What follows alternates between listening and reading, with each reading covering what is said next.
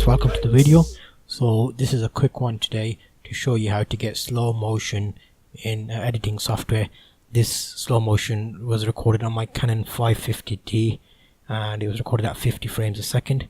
So I've basically gone into some old footage just so I can get a clip that I can use to show you this example on.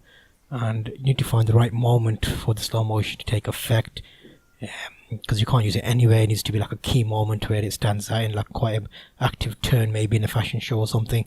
So I'm just looking for the right moment right now from this footage. This looks about right.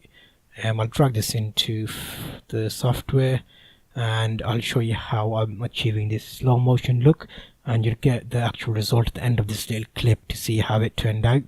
It's not great, but considering if you've got an old DSLR and you want to get some slow-mo, it's kind of alright. I think it's 720p I'll do this at.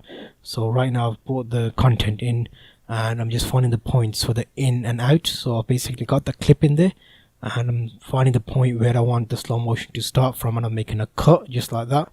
And where I want it to stop, make another cut. So you're basically making a clip which will be the slow motion. Double click on that and just reduce the speed of it. You'll have to play about with this to see what you think is best, but I'm going to give it a bit of a push to a slower motion just so it looks kind of slow, because some of the slow motion, if you do it from 50 frames a second to 24, it's just half, which isn't great. So I'm pushing it beyond that.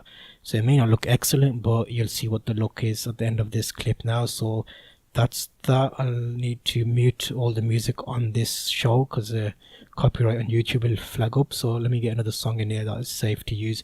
So just find another tune and kind of put it to the beat. So I'll quickly just edit this so that you can get a bit of background music, so it's not on silent, so it kind of looks a bit better effect. So cut the start of that intro and go straight into the beat, and let's render this. Render it so that it shows matching the picture, and once it's rendered there, that looks okay. I think you can see that there. It's kind of like not buttery smooth that you'll get on other cameras, but considering how old the camera is, that's quite good. So here you go. Now I'll show you the footage at the end of this, how it actually looks.